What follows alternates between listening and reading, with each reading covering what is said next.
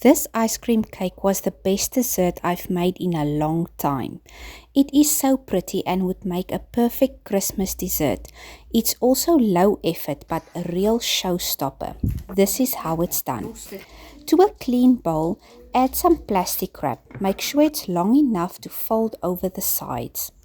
To about 3/4 of a tub of softened ice cream, add chopped up cherries and marshmallows.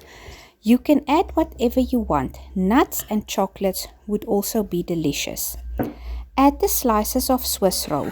You are going to line the bowl of the cake.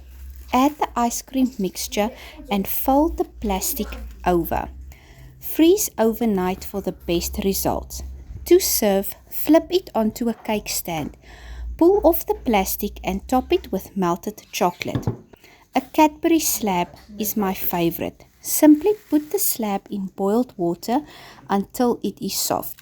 Snip off the corner and pour over. Decorate with cherries or any fresh fruit.